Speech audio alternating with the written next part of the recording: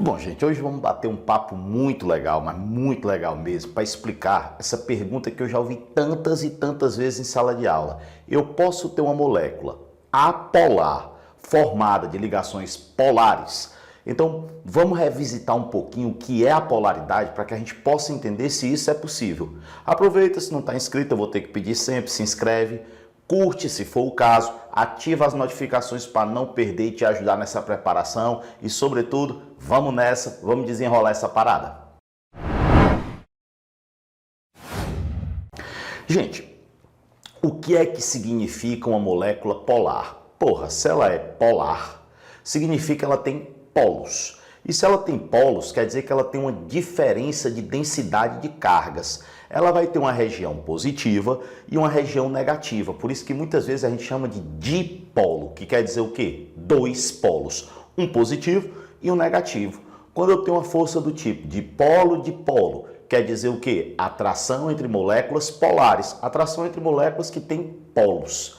Mas, poxa, como é que surgem esses polos? Vocês vão lembrar que quando há uma diferença de eletronegatividade, o que é eletronegatividade? É a capacidade que o átomo tem de atrair o elétron. Se houver uma diferença de eletronegatividade numa ligação, o mais eletronegativo ele vai puxar o elétron e o menos eletronegativo vai ter o seu elétron desviado. Então o mais eletronegativo vai lá, puxa, e o menos eletronegativo deixa o elétron ir. Eu vou ter não é uma transferência, eu vou ter uma modificação da posição dos elétrons, sempre o mais eletronegativo puxando. Isso quando nós temos uma ligação. Então o que é que a gente acabou de ver? Poxa, depende da eletronegatividade. Eu vou colocar aqui a fila de eletronegatividade para vocês lembrarem. Ó. Conforme vocês podem ver, não se pode esquecer nunca que o flúor é o elemento mais eletronegativo da tabela. Aí eu tenho flúor, oxigênio, cloro, nitrogênio, bromo, iodo, enxofre, carbono, fósforo e hidrogênio. Gente, é bom lembrar que o nitrogênio e o cloro têm eletronegatividade muito parecida. O cloro é até um pouco mais eletronegativo, mas muitas vezes essa fila aparece com o nitrogênio primeiro, porque esses três elementos aqui, ó, eles formam pontes de hidrogênio. Na boa? Agora, olhem para cá e percebam. Se vocês souberem essa fila, isso vai ajudar muito em várias matérias. Tem uma velha frase que diz que é: fui ontem no clube, briguei e saí correndo para o hospital. Para quem não gosta de decorar a frase, pô, decora o nome. Fonkle Briskip.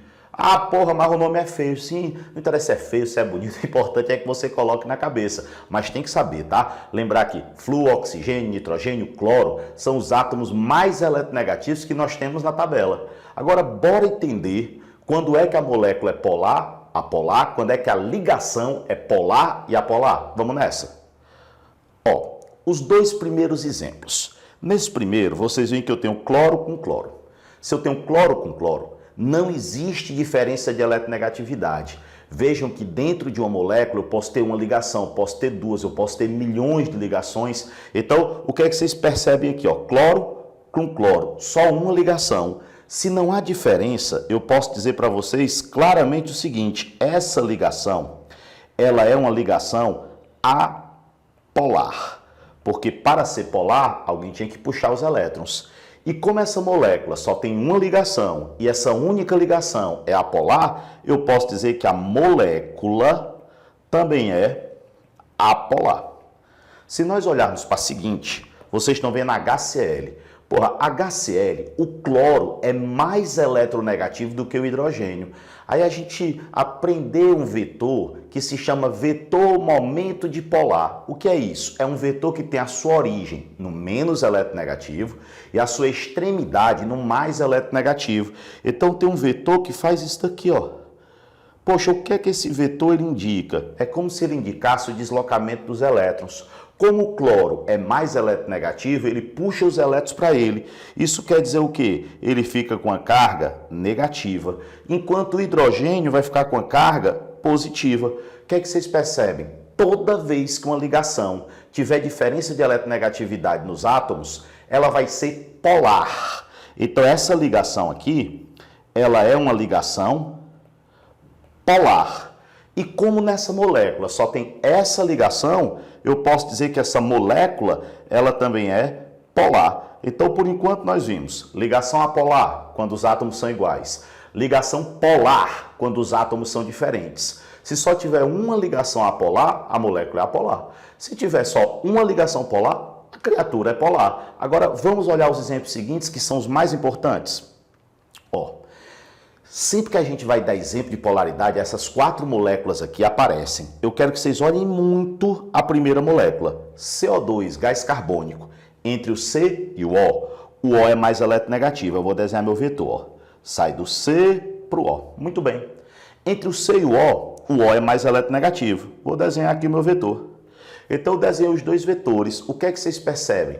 A ligação é entre o C e o O. Agora, essa molécula ela tem 2 ligações. Então, para eu classificar a molécula, eu tenho que olhar para as 2 ligações. Mas se o cara disser assim, a ligação entre o C e o O é polar ou apolar, o que é que tu pensa?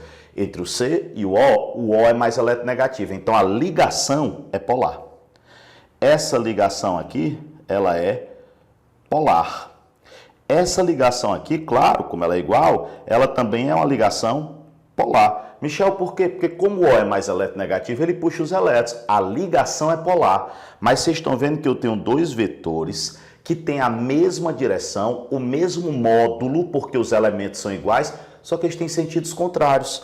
Então, esses vetores, eles se cancelam. Poxa, se eles se cancelam, é como se o oxigênio puxasse para um lado e o outro oxigênio lá do outro lado puxasse. Então, os elétrons não se deslocam. Então, como as ligações se cancelam, embora elas sejam polares, como elas estão em sentidos contrários, eu posso dizer que a molécula toda ela é apolar. Então, lembrem, a molécula é o conjunto. Eu posso ter uma molécula apolar formada de ligações polares, que era a dúvida que eu coloquei no começo, que é uma dúvida que sempre rola nas nossas cabeças. Mas vamos olhar os outros exemplos para a gente ir ficando bem tranquilo. Entre o N e o H, o que é que vocês sabem? Entre o N e o H não tem dúvida, o N é mais eletronegativo, então tem esse vetor para cima, esse vetor para cima e esse vetor para cima. Eu tenho 3 vetores que estão apontando para cima e percebam que não tem nenhum para baixo.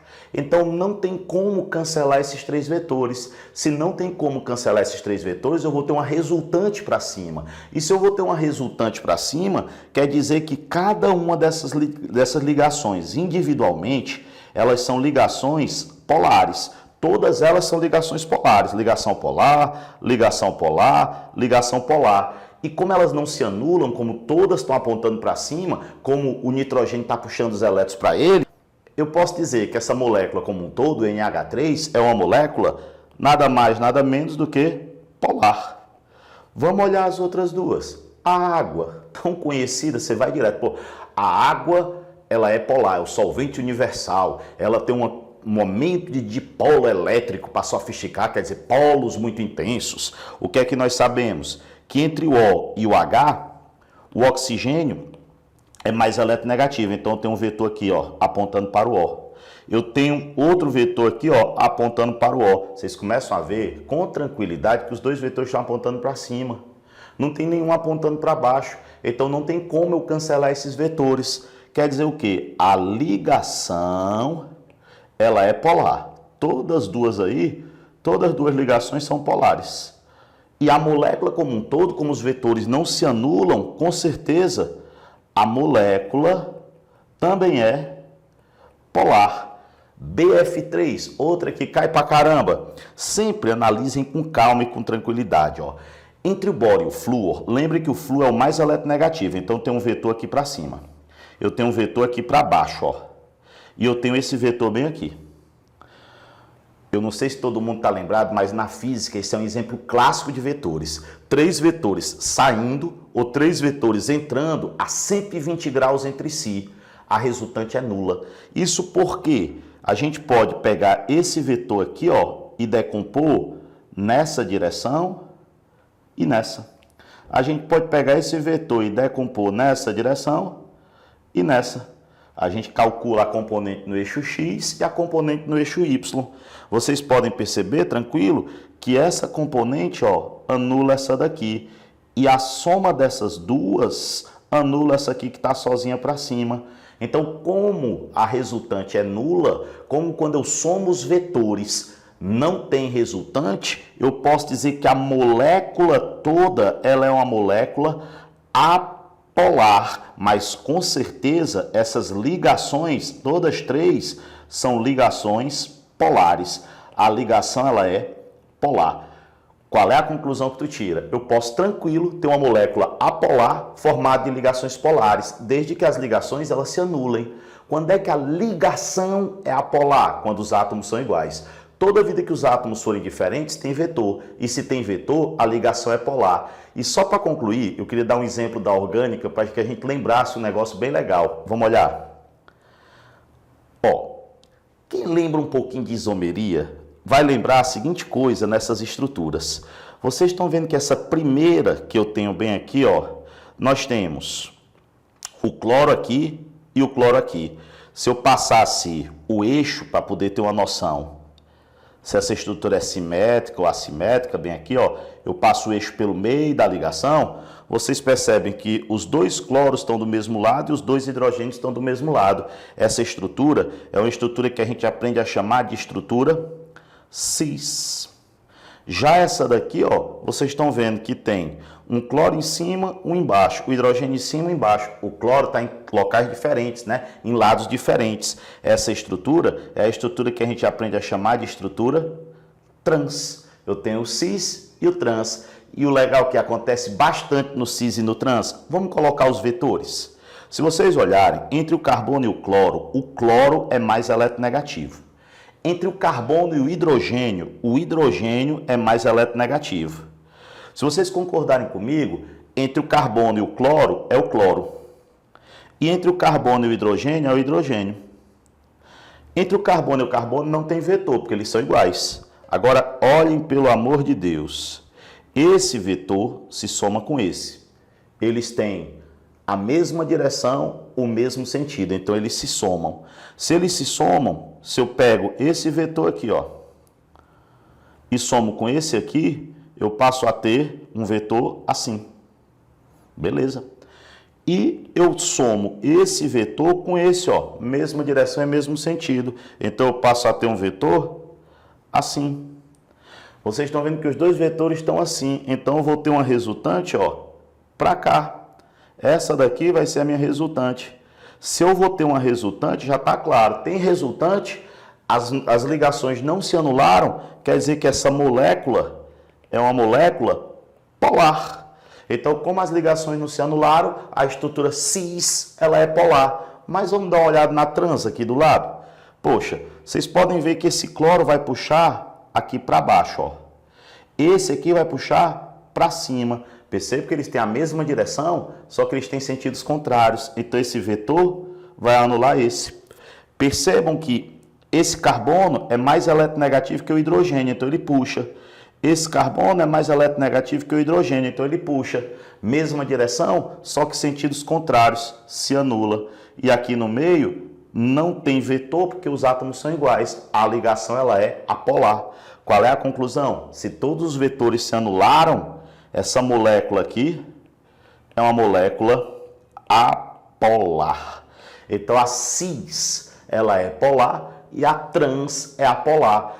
Quando eu tenho moléculas polares, as atrações são mais fortes. Aí o ponto de ebulição vai ser mais forte, a pressão de vapor vai ser menor. Então tem muitas propriedades que a gente consegue perceber a partir da polaridade. Então é muito importante não esquecer que quando eu tenho uma molécula apolar, ela pode ser formada de ligações apolares ou de ligações polares. A gente não pode vacilar. E muitas propriedades, como eu acabei de dizer, elas são dependentes diretamente da polaridade. Por isso que é tão importante que a gente saiba se uma molécula é polar ou se é apolar. De boa? Um abraço grande e a gente se encontra bem breve.